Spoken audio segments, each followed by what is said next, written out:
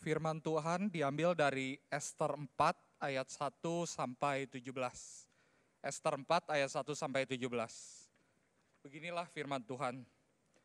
Setelah Mordekai mengetahui segala yang terjadi itu, ia mengoyakkan pakaiannya, lalu memakai kain kabung dan abu, kemudian keluar berjalan di tengah-tengah kota sambil melolong-lolong dengan nyaring dan pedih. Dengan demikian datanglah ia sampai ke depan pintu gerbang istana raja, karena seorang pun tidak boleh masuk pintu gerbang istana raja dengan berpakaian kabung putih. Di tiap-tiap daerah kemana titah dan undang-undang raja telah sampai, ada pergabungan yang besar di antara orang Yahudi disertai puasa dan ratap tangis. Oleh banyak orang dibentangkan kain kabung dengan abu sebagai lapik tidurnya. Ketika dayang-dayang dan sida-sida Ester memberitahukan hal itu kepadanya, maka sangatlah risau hati sang ratu. Lalu dikirimkannya lah pakaian supaya dipakaikan kepada Mordekai dan supaya ditanggalkan kain kabungnya daripadanya, tetapi tidak diterimanya. Maka Ester memanggil Hattah, salah satu seorang sida-sida raja yang ditetapkan baginda melalui dia, lalu memberi perintah kepadanya menanyakan Mordekai untuk mengetahui apa artinya dan apa sebabnya hal itu. Lalu keluarlah Hattah mendapatkan Mordekai di lapangan kota yang di depan pintu gerbang istana raja, dan Mordekai menceritakan kepadanya segala yang dialaminya, serta berapa banyaknya perak yang dijanjikan oleh Haman akan ditimbang untuk perbendaharaan raja sebagai harga pembinasaan orang Yahudi. Juga salinan surat undang-undang yang dikeluarkan di Susan untuk memusnahkan mereka itu diserahkannya kepada Hattah supaya diperlihatkan dan diberitahukan kepada Ester. Lagi pula Hattah disuruh menyampaikan pesan kepada Ester supaya pergi menghadap raja untuk memohon karunia-Nya dan untuk membela bangsanya di hadapan baginda. Lalu masuklah Hattah dan menyampaikan perkataan Mordekai kepada Ester. Akan tetapi Ester menyuruh Hattah memberitahukan kepada Mordekai, semua pegawai raja serta penduduk daerah-daerah kerajaan mengetahui bahwa bagi setiap laki-laki atau perempuan yang menghadap raja di pelataran dalam dengan tiada dipanggil, hanya berlaku satu undang-undang, yaitu hukuman mati. Hanya orang yang kepadanya raja mengulurkan tongkat emas yang akan tetap hidup. Dan aku selama 30 hari ini tidak dipanggil raja. Ketika disampaikan orang perkataan Ester itu kepada Mordekai, maka Mordekai menyuruh menyampaikan jawab ini kepada Ester. Jangan kira karena engkau di dalam istana raja, hanya engkau yang akan terluput dari antara semua orang Yahudi. Sebab sekalipun pada saat ini berdiam diri saja, bagi orang Yahudi akan timbul juga pertolongan dan kelepasan dari pihak lain. Dan engkau dengan kaum keluargamu akan binasa. Siapa tahu, mungkin justru untuk saat yang seperti ini engkau beroleh kedudukan sebagai ratu. Maka Ester menyuruh menyampaikan jawab ini kepada Mordekai. Pergilah, kumpulkanlah semua orang Yahudi yang terdapat di Susan dan berpuasalah untuk aku. Janganlah makan dan janganlah minum 3 hari lamanya, baik waktu malam, baik waktu siang. Aku serta dayang-dayangku pun akan berpuasa demikian, dan kemudian aku akan masuk menghadap raja. Sungguh pun berlawanan dengan undang-undang, kalau terpaksa aku mati, biarlah aku mati. Maka pergilah Mordekai dan diperbuatnyalah tepat seperti yang dipesankan Ester kepadanya. Demikianlah firman Tuhan.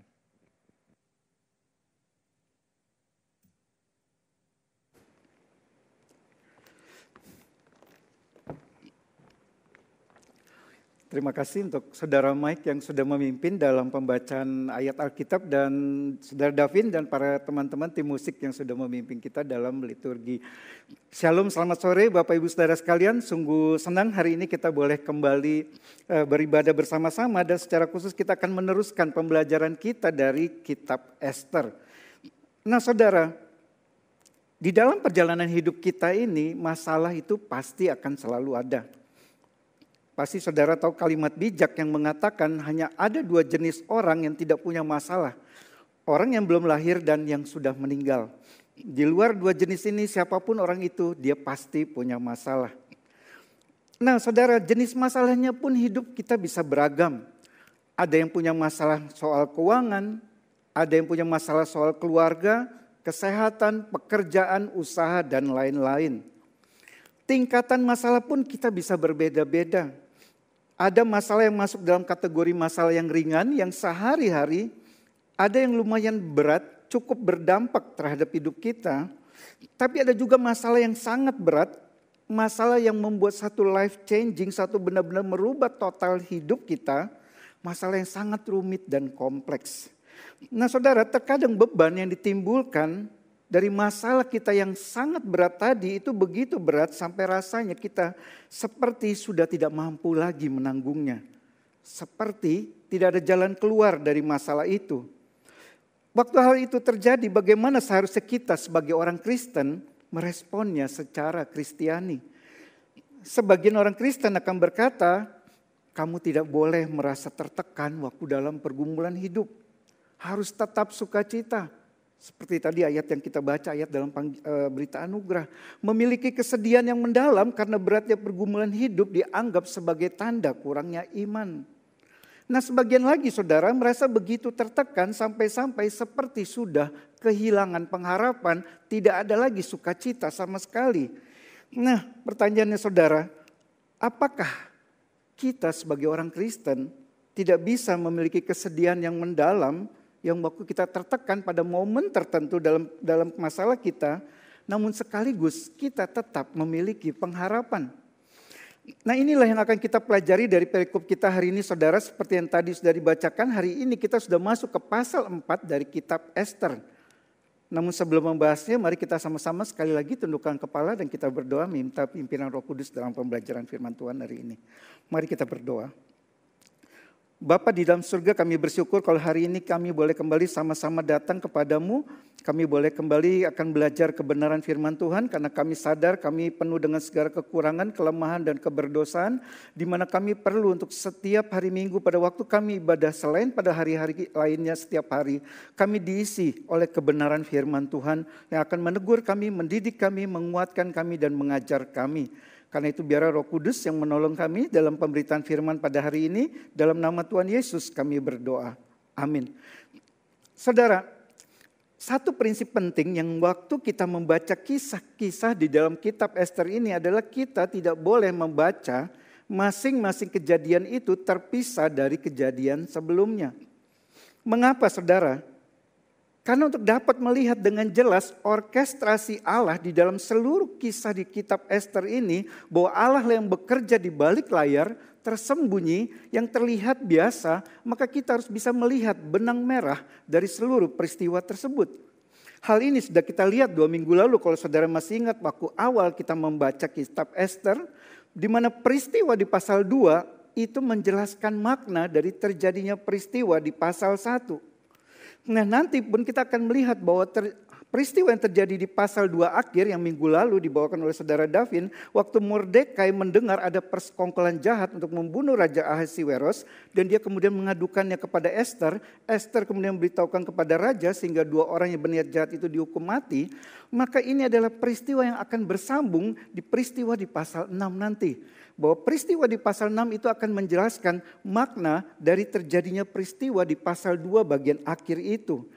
Nah hari ini saudara di pasal 4 kita akan melihat bahwa untuk momen di pasal 4 inilah Allah mengorkestrasi semua peristiwa yang kita sudah baca di pasal 1 dan 2.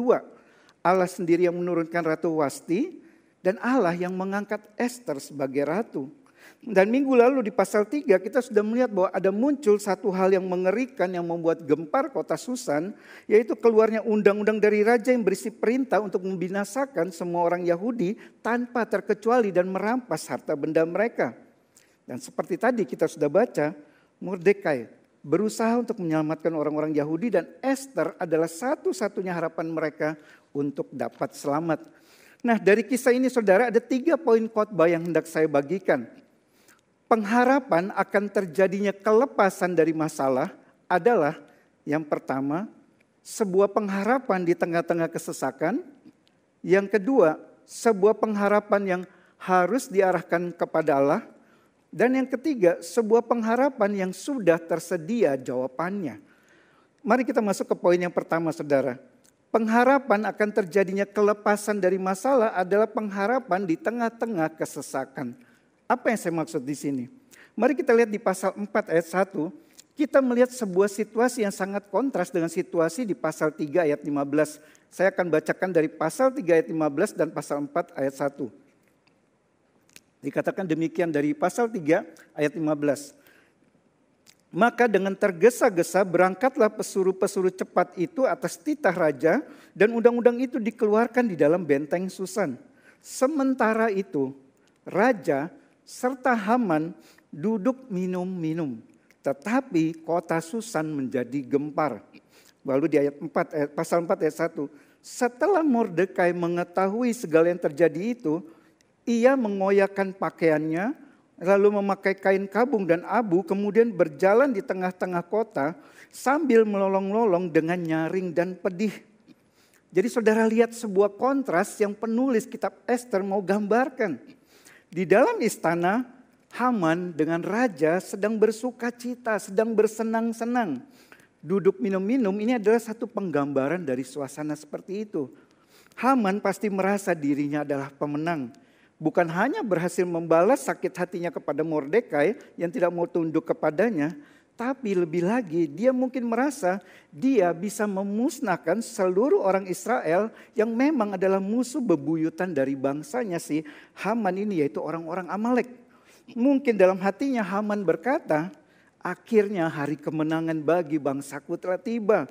Mordekai dan seluruh orang Yahudi akan terhilang dari muka bumi ini. Tapi sebaliknya saudara, kita lihat tadi di luar istana, Mordekai dalam kondisi yang sangat tertekan, sangat berduka, merasa ada di ujung tanduk, dia ada di ambang kehancuran karena rencana jahat Haman itu. Seberapa berat kondisi Mordekai, saudara? Mari kita lihat detil-detil yang diberikan penulis di sana. Pertama tadi di ayat yang 1 dikatakan penulis Mordekai mengoyakkan pakaiannya. Ini adalah sebuah tindakan yang menggambarkan perasaan sedih yang begitu mendalam. Sebuah ratapan. Hal yang sama itu yang dilakukan Ayub waktu Ayub mendengar kabar anak-anaknya mati dan harta bendanya habis terbakar. Dikatakan Ayub berdiri lalu mengoyak jubahnya. Ayub 1 ayat 20. Lalu kain kabung dan abu. Kain kabung ini melambangkan kesedihan dan duka cita yang mendalam. Orang yang sedang sangat berduka, dia akan mengganti pakaiannya dengan kain kabung yang khusus dikenakan untuk menjadi tanda bahwa dia sedang ada dalam kedukaan yang mendalam. Lalu penulis menambahkan di situ tentang abu. Abu melambangkan kematian. Orang yang sedang dalam penghakiman Allah. Melambangkan perasaan yang hancur dan duka cita yang dalam, juga menggambarkan satu kesengsaraan yang mendalam. Ayub pun mengatakannya pada waktu Ayub pertama merasa bahwa Allah sedang menghukum dia dan hidupnya sudah hancur. Dikatakan Ayub, ia yaitu Allah telah menghempaskan aku ke dalam lumpur dan aku sudah menyerupai debu dan abu. Ayub 30 ayat 19. Lalu penulis menambahkan lagi bahwa dikatakan Mordekai melolong. Berteriak dengan sangat keras, arti melolong. Dalam satu kemarahan yang besar, dia sangat tertekan, dia sangat kepahitan dan penderitaan yang sangat dalam.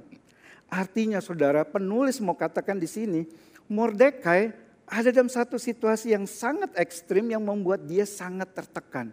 Dan ia sedang meratapi keluarnya keputusan raja yang akan menghabisi orang-orang Yahudi. Dan dalam kondisi duka cita yang mendalam ini kita baca bahwa ini bukan saja dirasakan oleh Mordekai, tetapi semua orang Yahudi. Di ayat 3 dikatakan di tiap-tiap daerah ada perkabungan yang besar di antara orang Yahudi disertai puasa dan ratap tangis. Mordekai sedang ada dalam sebuah masalah yang sangat besar.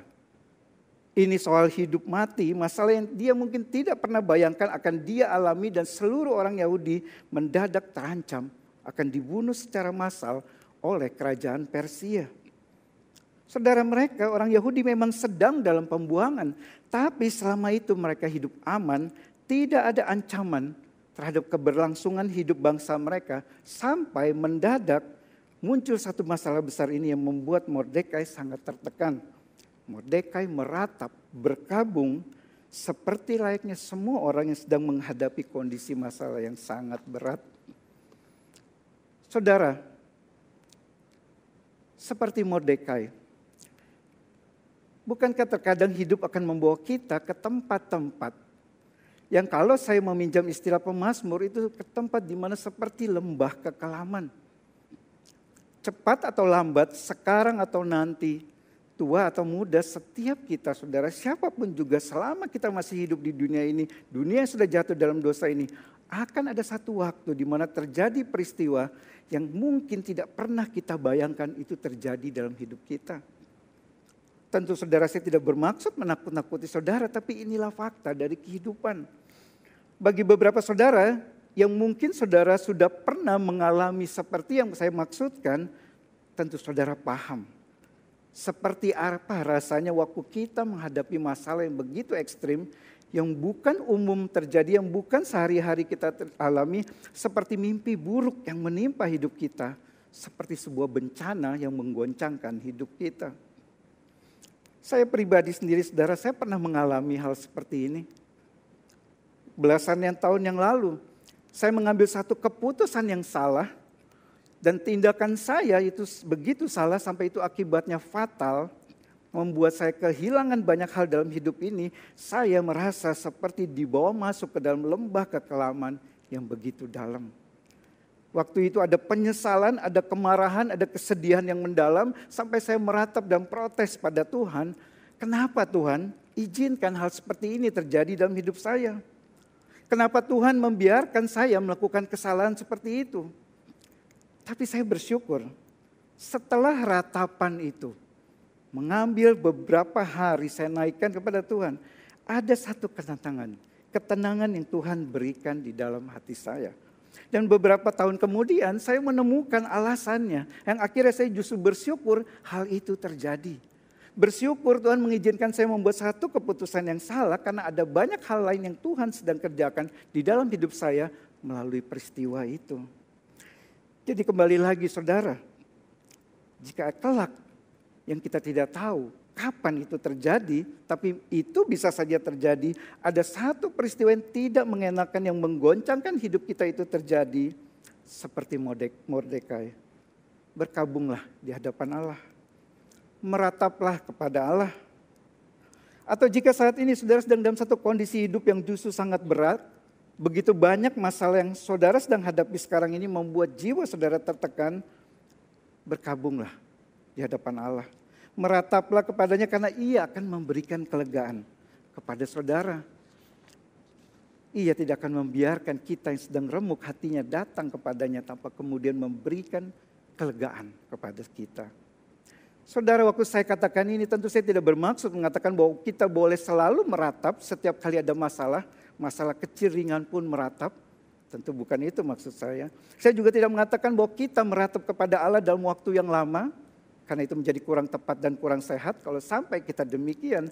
Tapi waktu saudara terjadi satu masalah yang sangat besar dalam hidup saudara, yang saudara lihat seperti sebuah bencana dalam hidup kita, sebuah mimpi buruk yang menjadi kenyataan, saudara merasa begitu tertekan, maka seperti Mordekai, merataplah.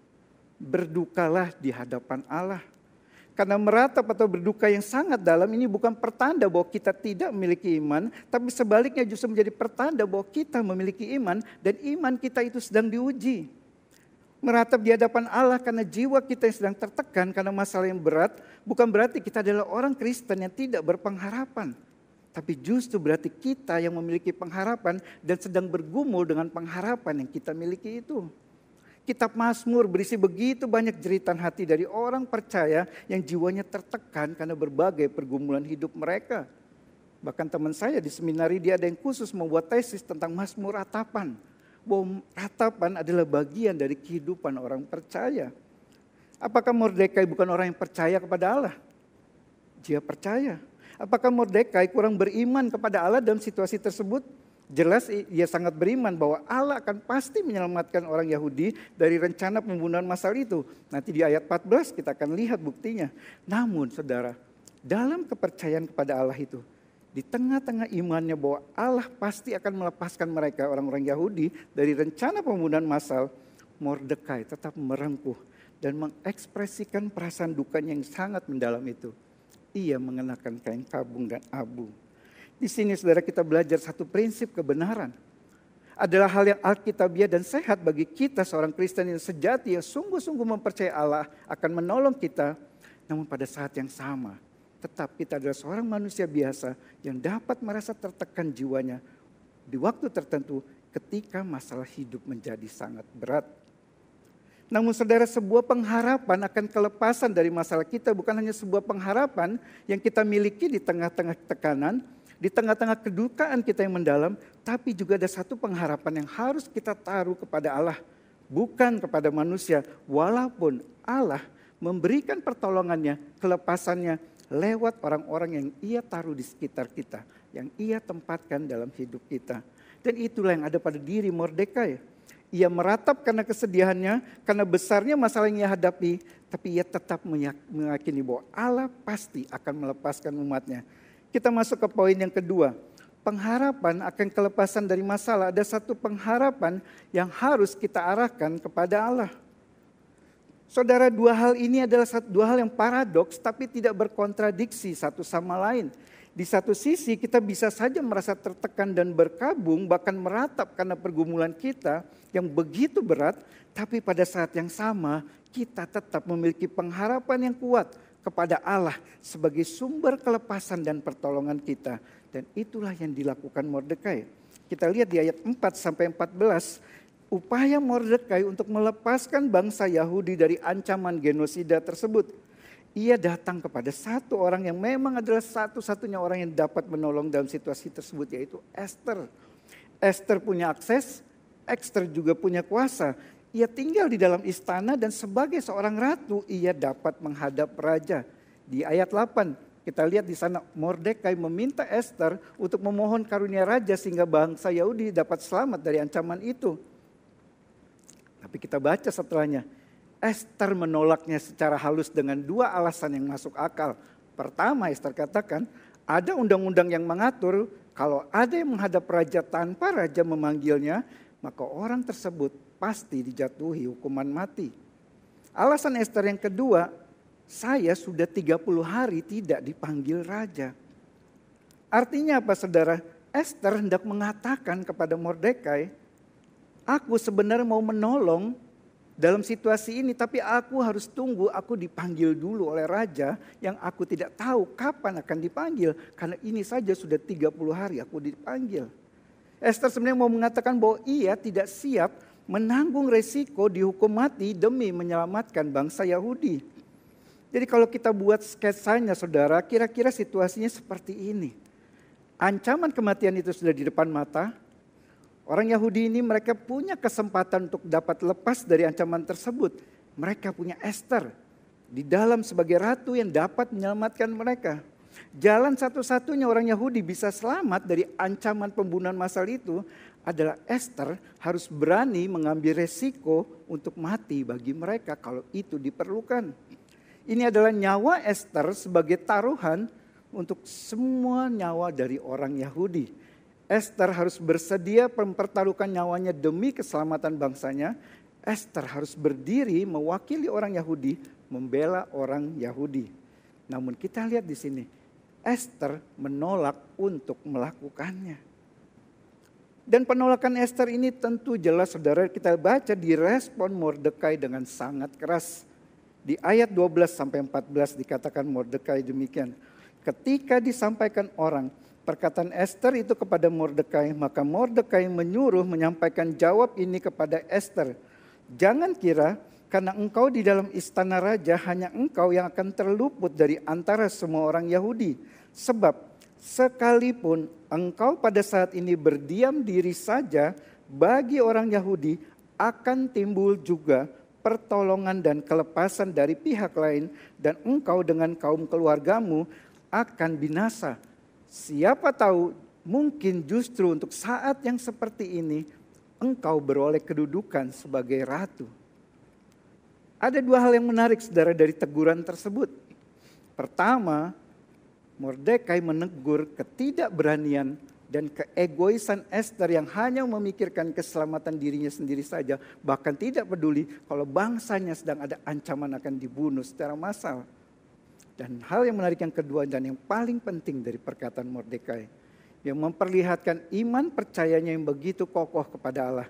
Tadi dikatakan Mordekai, sebab sekalipun engkau pada saat ini berdiam saja, bagi orang Yahudi akan timbul juga pertolongan dan kelepasan dari pihak lain, dan engkau dengan kaum keluargamu akan binasa. Mordekai punya koneksi orang dalam, saudara, keponakannya sendiri, Esther. Dan Mordekai juga meminta bantuan dari koneksinya itu. Tapi Mordekai tidak menaruh keyakinannya akan pertolongan dan kelepasan bagi bangsa Yahudi pada koneksinya itu, pada Esther, tetapi kepada Allah. Nah, saudara, waktu kita sedang dalam kondisi yang berat, yang menekan jiwa kita, kita sangat butuhkan pertolongan dan kelepasan dari masalah yang sedang kita hadapi. Hal apa yang harus kita renungkan selain memikirkan jalan keluar dari masalah kita? Apakah saya masih menaruh pengharapan saya sepenuhnya kepada Allah? Apakah saya benar-benar mengandalkan Allah dalam situasi ini? Waktu kita memikirkan cara dan sumber daya yang dapat kita gunakan untuk menyelesaikan masalah kita, waktu kita merencanakan strategi-strategi tertentu untuk melepaskan kita dari tekanan masalah yang kita hadapi, waktu kita memikirkan orang-orang tertentu yang sepertinya dapat menolong kita, maka pada saat yang sama kita harus memikirkan, merenungkan, apakah saya masih berharap sepenuhnya pada Allah sebagai satu-satunya dapat saya andalkan, atau saya sudah berharap kepada manusia? Alkitab penuh dengan ayat-ayat yang mengingatkan kita untuk tetap selalu berharap kepada Allah, bukan kepada manusia. Berharap kepada manusia bisa mengecewakan, tetapi dikatakan Alkitab, orang yang berharap kepada Allah tidak akan pernah dikecewakan. Allah senang dengan orang yang berharap kepada Dia dan mengarahkan pandangannya kepada mereka yang meminta tolong kepadanya. Itu yang dikatakan Alkitab. Alkitab sebaliknya juga bahkan mengingatkan dengan keras, terkutuklah orang yang mengandalkan manusia, yang mengandalkan kekuatannya sendiri dan yang hatinya jauh daripada Tuhan. Dan Alkitab katakan, diberkatilah orang yang mengandalkan Tuhan, yang menaruh harapannya pada Tuhan. Yeremia 17 ayat 5 sampai 7. Nah saudara, tapi kita baca tadi, ternyata teguran yang keras dari Mordekai itu membuka mata Esther, sehingga Esther menjadi sadar apa yang harusnya ia lakukan dalam situasi ini. Dan kita baca Esther akhirnya bersedia memenuhi permintaan Mordekai. Kita masuk ke poin yang ketiga, yang terakhir. Pengharapan akan terjadinya kelepasan dari masalah adalah sebuah harapan yang sudah tersedia jawabannya. Mari kita baca lagi di ayat 15 dan 17 saudara. Ayat 15 dan 17 sampai 17. Maka Esther menyuruh menyampaikan jawab ini kepada Mordekai. Pergilah, kumpulkanlah semua orang Yahudi yang terdapat di Susan dan berpuasalah untuk aku. Janganlah makan dan janganlah minum 3 hari lamanya, baik waktu malam, baik waktu siang. Aku serta dayang-dayangku pun akan berpuasa demikian dan kemudian aku akan masuk menghadap raja. Sungguh pun berlawanan dengan undang-undang, kalau terpaksa aku mati, biarlah aku mati. Maka pergilah Mordekai dan diperbuatlah tepat seperti yang dipesankan Esther kepadanya. Saudara, kita lihat di sini satu perubahan yang drastis dari sikap Esther. Sebelumnya Esther berkata kepada Mordekai dengan alasan, aku mau tunggu dipanggil raja. Tapi sekarang Esther berkata, aku akan menghadap raja. Sebelumnya Esther berkata, aku tidak mau mati konyol karena melanggar undang-undang kerajaan. Sekarang Esther berkata, kalau terpaksa aku mati, biarlah aku mati. Sebelumnya Esther begitu takut kehilangan semua yang dia miliki. Sekarang Esther siap untuk mempertaruhkan segalanya demi keselamatan bangsanya. Pertanyaannya saudara, apa yang membuat Esther berubah sedemikian drastis? Apakah karena habis dimarahi oleh pamannya ini? Tentu yang lebih masuk akal saudara. Perubahan sikap Esther itu karena ada 2 kalimat terakhir dari Mordekai di ayat 14 yang menyadarkan Esther apa yang seharusnya ia lakukan dalam situasi itu. Di ayat 14 dikatakan Mordekai, sebab sekalipun engkau pada saat ini berdiam diri saja, bagi orang Yahudi akan timbul juga pertolongan dan kelepasan dari pihak lain. Kalau kita parafrasekan saudara, kalimat itu dalam bahasa sehari-hari, Mordekai mau katakan kepada Esther, Esther, ini adalah kesempatanmu untuk dipakai Allah. Tetapi kalau kamu tidak mau, Allah tetap akan menyelamatkan umatnya dengan memakai orang lain. Dan kalimat kedua dari Mordekai, siapa tahu Mungkin justru untuk saat yang seperti ini engkau beroleh kedudukan sebagai ratu. Kalau kita parafrasekan saudara kalimat ini dalam bahasa sehari-hari, maka Mordekai sedang mengatakan kepada Esther, Esther, kamu ingat tidak semua peristiwa yang kamu alami sebelumnya? Ratu Wasti turun dari tahtanya, ada sayembara atau kontes untuk mencari pengganti ratu. Kamu ikut kontes tersebut dan memenangkan kontes tersebut sehingga menjadi ratu seperti sekarang ini. Jangan-jangan semua itu terjadi karena memang kamu harus berdiri membela orang-orang Yahudi saat ini. Dan bagi kita semua saudara yang sudah tahu kisah Esther ini awal sampai akhirnya, maka kita tahu bahwa kalimat yang tepat bukan seperti yang dikatakan Mordekai, tapi kalimat itu sebenarnya adalah bukan siapa tahu, bukan jangan-jangan, tetapi memang Allah lah yang mengorkestrasi semua peristiwa itu untuk tempatkan Esther sebagai ratu. Karena Allah sudah tahu akan ada rencana jahat untuk membinasakan semua umat Allah yang ada di bawah kerajaan Persia itu. Esther diangkat Allah menjadi ratu untuk tujuan ini, untuk momen ini. Sehingga begitu rencana jahat itu muncul, Esther sudah menjadi ratu di sana. Allah, saudara, Allah telah mempersiapkan jalan keluar, pertolongan, kelepasan bagi umatnya. Bahkan jauh sebelum umatnya tahu akan ada ancaman terhadap keselamatan jiwa mereka. Allah juga telah mempersiapkan bagi kita semua saudara, jawaban atas pengharapan kita. Untuk jalan keluar dari masalah kita. Sebelum kita berharap akan pertolongannya, bahkan lebih jauh lagi. Telah dipersiapkan Allah sebelum masalah yang berat tersebut kita alami. Nah saudara, kisah karya penyelamatan Allah, pertolongan Allah kepada umatnya sedang dalam ancaman pemusnahan satu bangsa ini ada satu kisah yang terjadi sepanjang sejarah Israel. Kalau kita baca sejarah Israel, ada Sisera, seorang Kanaan yang juga ingin memusnahkan bangsa Israel, dan Allah membangkitkan Deborah dan Barak untuk selamatkan umatnya. Lalu ada Goliat, seorang Filistin yang juga ingin memusnahkan umat Allah, bangsa Israel. Allah bangkitkan Daud untuk menyelamatkan umatnya. Lalu sekarang saudara ada Haman, seorang Amalek yang juga ingin memusnahkan bangsa Israel. Allah sekali lagi membangkitkan Esther untuk menyelamatkan umatnya. Israel selalu ada di bawah ancaman ingin dihancurkan oleh seteru-seteru abadinya. Dan setiap kali mereka berada di ambang bencana, Allah datang melalui satu orang yang dipilihnya dan dipakainya untuk melepaskan mereka dari musuh-musuh mereka. Dan bukankah hal yang sama juga terjadi pada kita semua di sini saudara? Kita adalah umat Allah yang ada di bawah ancaman kematian kekal karena dosa-dosa kita. Dan hukuman mati itu sudah dikeluarkan. Kita sudah berada di ambang maut. Tetapi Allah, karena kasih-Nya Dia sendiri, Dia mengirimkan seorang penyelamat bagi kita. Seorang perantara yang akan berdiri bagi kita, di depan kita, dan membela kita di hadapan Allah. Sehingga kita terhindar dari ancaman kematian kekal itu. Dan sama seperti Mordekai serta seluruh orang Yahudi saudara saat itu bergantung sepenuhnya pada kerelaan Esther untuk menghadap raja meminta karunia dari raja sehingga orang Yahudi dapat lepas dari ancaman kematian itu. Demikian juga kita. Semua saat ini bergantung sepenuhnya pada kerelaan Kristus untuk mati di atas kayu salib agar kita terlepas dari ancaman hukuman mati yang telah dijatuhkan Allah kepada kita. Dan sama seperti Esther yang telah dipersiapkan Allah jauh hari untuk melepaskan bangsa Yahudi dari ancaman pembunuhan massal pada saat ancaman itu muncul.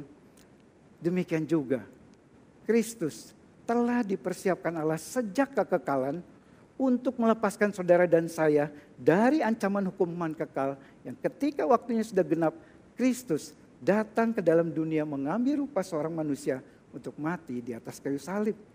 Namun Kristus jauh lebih dari Esther, saudara. Jika Esther awalnya tidak rela berkorban kehilangan posisinya sebagai ratu yang berkuasa di istana, Kristus dari awal dia rela berkorban meninggalkan posisinya yang adalah Raja surga, Allah yang mulia yang bertahta di surganya, yang berkuasa penuh di surga dan di bumi. Dia rela dari awal tinggalkan semuanya itu demi saudara dan demi saya. Jika Esther awalnya dia takut kehilangan nyawanya, dia begitu takut akan kematian. Kristus sejak awal dia rela kehilangan nyawanya, menghadapi kematian itu, menanggung murka Allah atas dosa kita sebagai ganti, supaya saudara dan saya bisa selamat. Jika Esther, dia didukung penuh oleh seluruh umat Yahudi yang dikatakan tadi berdoa dan berpuasa bagi dia 3 hari 3 malam sebelum ia masuk menghadap raja. Kristus ditinggalkan oleh seluruh murid-muridnya pada waktu ia disalib.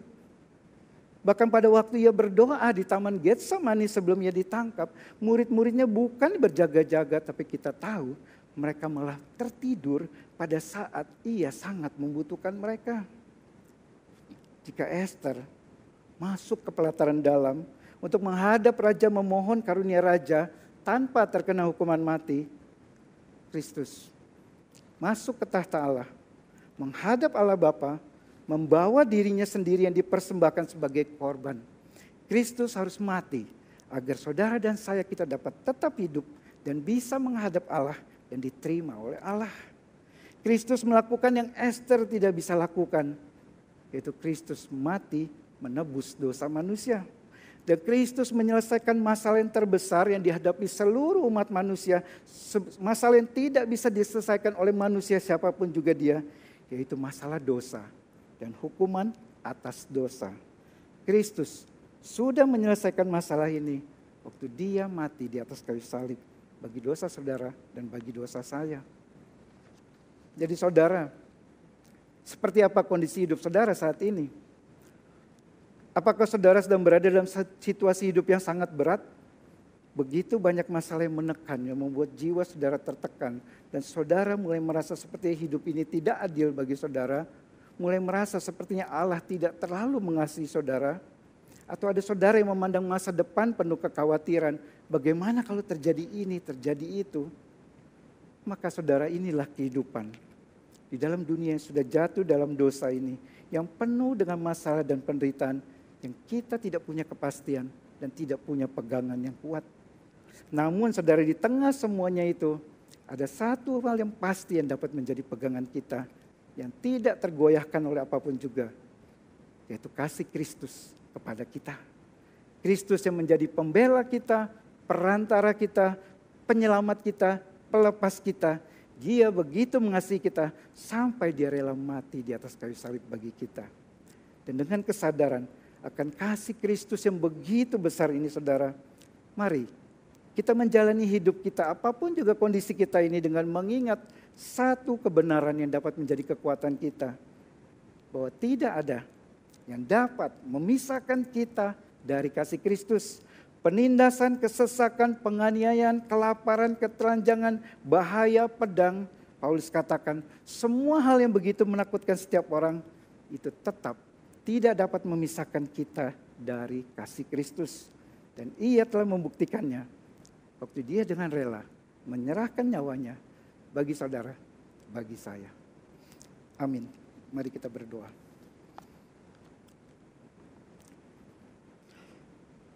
Kami datang ke hadapan-Mu ya Tuhan. Tuhan yang tahu setiap kami di dalam pergumulan-pergumulan masalah yang kami hadapi. Mungkin ada kami yang menghadapi masalah-masalah yang masih biasa yang kami dapat hadapi tanpa itu menggoncang iman kami, tanpa itu membuat kami tertekan. Tapi mungkin ada di antara kami yang menghadapi situasi-situasi hidup yang sangat sulit, yang membuat jiwa tertekan, yang membuat mereka merasa meratap kepada Tuhan. Kami berdoa kiranya Tuhan yang melihat setiap kami, Tuhan yang memberikan kelegaan, Tuhan memberikan kelepasan. Dan biarlah setiap kami mengingat bahwa di tengah situasi apapun, seburuk apapun juga, seperti firman-Mu yang katakan, tidak ada yang dapat memisahkan kami dari kasih Kristus. Kristus yang telah mati bagi kami, maka Dia juga akan memberikan segalanya bagi kami semua. Dalam nama Tuhan Yesus kami berdoa. Amin.